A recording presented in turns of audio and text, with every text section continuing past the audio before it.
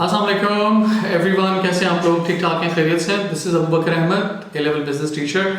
और ये जो वीडियो बन रही है, this is basically like to help students for AS Business Studies 9609 Paper 1.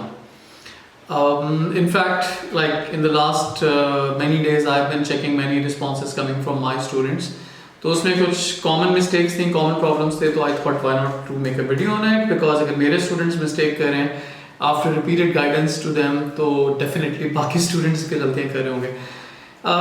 So I decided why not to give like in depth insight कि हम कैसे पेपर 1 को अटैम्प्ट करें, हाउ टू अप्रोच P1, और उसके बाद like how can we score the best possible grade in P1 paper 1.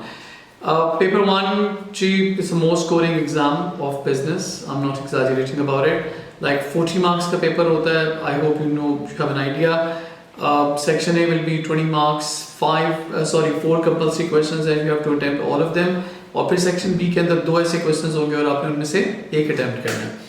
अच्छा, मैं वन बाई वन चाहूँगा ताकि आप लोगों को बहुत क्लैरिटी डेवलप हो कि आपने किस तरह से हर क्वेश्चन को अप्रोच करना है. सबसे पहले टाइम मैनेजमेंट को देख लेते हैं. पेपर 1 का टोटल टाइम ड्यूरेशन जो है वो 1 hour 15 मिनट्स है. 75 मिनट्स आपके पास इन टोटल है. Section A is propose to be completed in 35 minutes. बहुत कंफर्टेबली हो जाएगा, नॉट डिफिकल्ट टू डू. और फिर आपके पास 40 मिनट्स होंगे सेक्शन बी अटैम्प्ट करने के लिए, जो बेसिकली आपका एक ऐसे क्वेश्चंस का सेक्शन है. अच्छा, सेक्शन ए के अंदर थोड़ा सा फॉर्मेट चेंज हुआ है as compare to last years. तो आप लोग डेफिनेटली पास पेपर्स पे प्रैक्टिस कर रहे हैं, बट बी विजिलेंट. थोड़ा सा आप लोगों ने ख्याल रखना है. जो 3 मार्क्स और 5 मार्क क्वेश्चंस हैं, उसके लिए एग्जामिनर की एक्सपेक्टेशंस थोड़ी सी चेंज हुई हैं. मैं आगे जाके आपको वीडियो में बताता हूँ. एक और चीज़ जो बहुत इंपॉर्टेंट है वो ये कि सेक्शन ए के अंदर अगर आप एक अच्छे स्टूडेंट हैं तो आपको minimum 18 to 20 marks out of 20 score करने हैं. और ये आप बहुत आराम से कर सकते हैं. स्पेशली अगर आप मेरे स्टूडेंट हैं तो आपके पास बहुत सारी गाइडेंस अवेलेबल है. मैंने आप लोगों को ग्लॉसरी बना के दी हुई है for all the 5 units. Specific answers provide किए हुए हैं, गाइडलाइंस दी हुई हैं कि कैसे आपने क्वेश्चंस को आंसर करना है. तो ज़रूरत किस चीज़ की है कि आपने कॉन्शियसली सब कुछ अप्लाई करना है. अगर आप करेंगे तो definitely there is no reason कि आप ग्रेड स्कोर ना कर सकें और आपके आंसर्स जो हैं वो अच्छे ना हो. सो सबसे पहले आ जाते हैं सेक्शन ए के अंदर. आपका जो क्वेश्चन 1, क्वेश्चन 2 और क्वेश्चन 3 है, उसके अंदर जो आपका पार्ट ए है. अच्छा, ये तीनों क्वेश्चन जो हैं उनमें पार्ट ए और पार्ट बी में डिवाइडेड है. पार्ट ए 2 मार्क्स के होंगे, पार्ट बी जो है वो 3 मार्क्स के हैं. पार्ट ए के अंदर आपको डिफाइन करना है एक बिजनेस टर्म को. कुछ भी हो सकता है. It can be working capital, it can be niche marketing, it can be business plan, कुछ भी, एनीथिंग. अब यहाँ पे बहुत इंपॉर्टेंट चीज़ ये है कि definition you can't produce by yourself. Definition आपको मेमोराइज करनी है, बिकॉज जब आप खुद डेफिनेशन लिखने की कोशिश करते हैं तो 2 प्रॉब्लम्स होते हैं. एक आपके एक्सप्रेशन के साथ इशू होता है. तो मेनी टाइम्स जो आप एक्सप्लेन करना चाह रहे होते हैं, जो भी आप कहना चाह रहे होते हैं, डिस्क्राइब करना चाह रहे होते हैं, वो नहीं कर पाते, कुछ और लिखाते हैं. और सेकंड प्रॉब्लम ये है कि like most of the time students don't have like in depth clarity of the concept.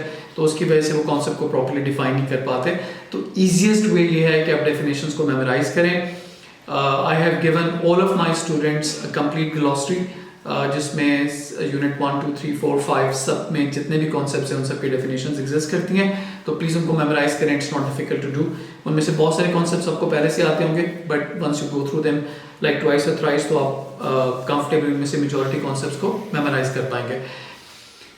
इसके बाद क्वेश्चन 1, 2 और 3 का जो सेकेंड पार्ट है, बी पार्ट, उसमें 3 मार्क के क्वेश्चन हैं.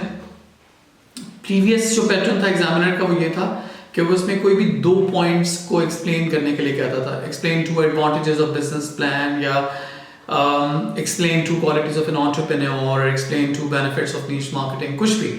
बट अब उसने एग्जामिनर ने उन 2 पॉइंट्स को रिड्यूस करके 1 पॉइंट कर दिया. और उसकी रीज़न ये है कि examiner want you to be more analysis focused. तो आपको एनालिसिस रिक्वायर है. अब आपने 3 मार्क के लिए सिर्फ 1 पॉइंट लिखना है. So 1 benefit, 1 drawback, 1 feature, like examiner आपसे 1 point डिमांड करेगा किसी भी बिजनेस कॉन्सेप्ट के लिए, और आपने 1 point को एक्सप्लेन करना है for 3 marks. That's not difficult to do. अगर आप एनालिसिस कर रहे हैं, डेफिनेटली आप कर रहे हैं, क्योंकि आप क्वेश्चन जो सेक्शन बी के क्वेश्चंस हैं, ऐसे क्वेश्चन, और इवन पेपर 2 के अंदर जो ऐसे क्वेश्चंस हैं वो अटेम्प्ट कर रहे हैं, तो analysis is not difficult to do for you guys now. तो आपने थोड़ा सा एक्सप्लेन करना है। एक्सप्लेन करने के लिए आप डेफिनेशन को भी यूज कर सकते हैं, लेकिन हमेशा नहीं। डेफिनेटली इट डिपेंड्स क्वेश्चन के नेचर क्या है। जैसे अगर एग्जामिनर कह रहे हैं explain one advantage of mass marketing, तो हम स्ट्रेट अवे लाइक वो जो बेनिफिट है उस पर जाएंगे, उसको एक्सप्लेन करेंगे। क्वेश्चन 4 जो है 5 मार्क का क्वेश्चन है, और अब एग्जामिनर की उसके बारे में भी एक्सपेक्टेशन ये है कि आप सिर्फ एक पॉइंट को लेके एक्सप्लेन कर रहे होंगे। लेकिन 5 मार्क आंसर के लिए आपको एक ये प्रिविलेज मिल जाती है कि आप पहले कॉन्सेप्ट को डिफाइन कर लें, और डिफाइन करने के बाद आप एक पॉइंट को लेके एक्सप्लेन करेंगे।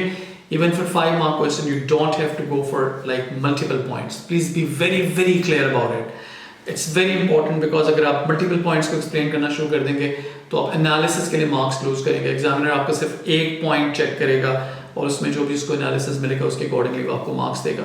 तो मार्क्स लूज करने से बेहतर ये है कि आप इंस्ट्रक्शंस को फॉलो करें और कॉन्शियसली पेपर अटेम्प्ट करें। प्लीज ये रिक्वेस्ट है मेरी, क्योंकि अभी तक बहुत सारे बच्चे जो है वो अनकॉन्शियसली जो उनके माइंड में आ रहा है उसके अकॉर्डिंगली पेपर अटेम्प्ट कर रहे हैं, इंस्ट्रक्शंस को फॉलो नहीं कर रहे, and because of that there are chances कि आप ग्रेड लूज करें। इसके बाद हम सेक्शन बी पे आ जाते हैं। पेपर 1 का जो सेक्शन बी है उसमें अब आपको 2 ऐसे क्वेश्चंस मिलेंगे। प्रीवियसली 3 ऐसे क्वेश्चंस थे। आप जो भी पास पेपर्स की प्रैक्टिस कर रहे हैं उसमें आपको 3 ऐसे क्वेश्चंस मिलेंगे। There is no need to be confused. Question 6 remove हो गया, जो 20 मार्क का है वो एज अ होल 1 क्वेश्चन आता था पहले। That has been remove because वो वैसे ही डिस्करेज होता था, एग्जामिनर्स को खुद इनकरेज नहीं करता था अटेम्प्ट करने के लिए। तो वो रिप्लेस हो गया क्वेश्चन 7 से। तो क्वेश्चन 5 और 6 आपके पास 2 क्वेश्चन हैं। Both questions have part A and part B. Part A is going to be 8 mark analytical essay and part B is 12 mark evaluative essay.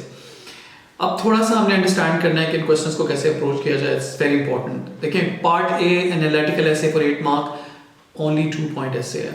Please, हमने किसी सूरत 2 पॉइंट से ज्यादा अपने आंसर में प्रोड्यूस नहीं करने। अगर आपके पार्ट पे ये मिसपरसेप्शन है कि 8 मार्क का क्वेश्चन है तो कोई 3-4 पॉइंट लिख दें, that's wrong. Please try to be very clear कि 8 मार्क की जो मार्क्स स्कीम है वो इस तरह बनती है कि 2 marks for knowledge, 2 for application and 4 marks are there for analysis. तो examiners not looking forward to have multiple points from your side but only 2 points. तो आपने कॉन्सेप्ट को डिफाइन करना है, और डिफाइन करने के बाद आपने पहला पॉइंट एक्सप्लेन करना है और फिर आपने एक सेकंड पॉइंट एक्सप्लेन करना है। मेक श्योर कि दोनों points relevant to the sub question है। एक बहुत एक्सट्रीमली इंपॉर्टेंट बात जो रिपीटेड मिस्टेक्स हो रही है स्टूडेंट के एंड से, I have been telling you guys in my previous videos too कि अगर एक certain topic पे एग्जाम क्वेश्चन आ रहा है तो please avoid writing anything on that particular concept, right.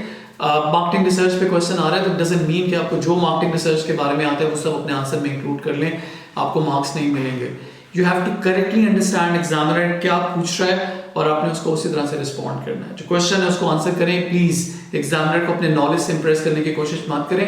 You will completely mess up और हो सकता है आपको 0 out of 8 मिले। I'm not exaggerating. Examiner is looking forward to have a particular answer for the particular question examiner is asking from you. So unless we understand the question correctly and unless we are providing relevant content for the answer, marks नहीं मिलने वाले। Please इस चीज़ पे बहुत clarity develop करें। तो मैं हमेशा students को कहता हूँ कि question पढ़ें, बार-बार पढ़ें, understand करें exactly examiner की requirement क्या है और फिर अपना answer plan करें। एक माइंड मैप डेवलप करें कि आंसर में मैंने क्या पॉइंट्स इंक्लूड करने हैं। आप उनको पेपर के ऊपर भी लिख सकते हैं, बाद में उसको क्रॉस कर दीजिएगा और फिर वो अपने आंसर में लिखें। 12 मार्क इवैल्यूएटिव ऐसे जो है 8 मार्क के लिए अपनी इवैल्यूएशन बिल्कुल नहीं देनी। It has to be very very clear. अगर आप देंगे तो there is no credible marks for that. आप अपना टाइम वेस्ट करें और वो टाइम आप सेकंड पार्ट अटेम्प्ट करने में यूज कर सकते हैं, उसका आपको बेनिफिट हो सकता है।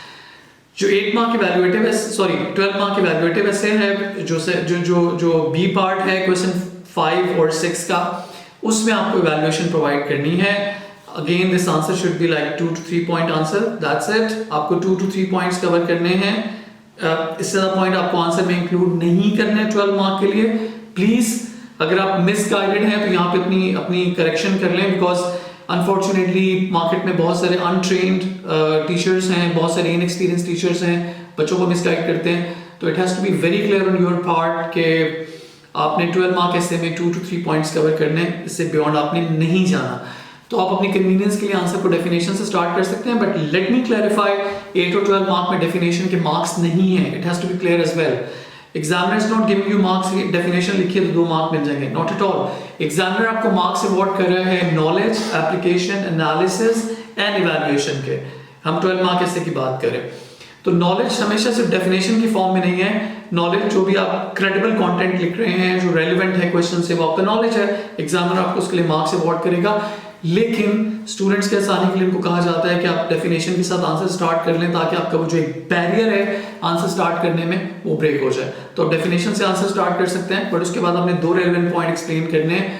आई सजेस्ट कि आप उनको पॉइंट टू पॉइंट इवैल्यूएट कर लें, जो पॉइंट डिस्कस कर रहे हैं उसके साथ ही उसकी इवैल्यूएशन लिखें, और फिर आखिर में आपने एक ओवरऑल कंक्लूजन और इवैल्यूएशन और जजमेंट और ओपिनियन भी एग्जामिनर को प्रोवाइड करनी है।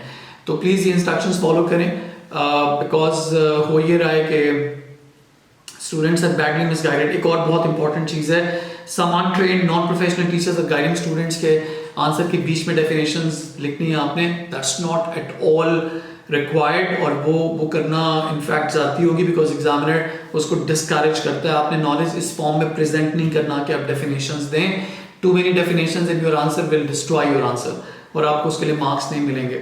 सो that's all about paper 1। Paper 2 के लिए इंशाल्लाह मैं एक और वीडियो बनाऊंगा, और उसमें मैं आपको बेस्ट पॉसिबल गाइडेंस प्रोवाइड करने की कोशिश करूंगा। मज़ीद अपडेट्स के लिए और मज़ीद इस तरह के इंफॉर्मेटिव वीडियोज़ के लिए आप सब्सक्राइब करें हमारे चैनल को, और इंशाल्लाह दोबारा मुलाकात होती है। Thank you so much. अल्लाह हाफ़िज़।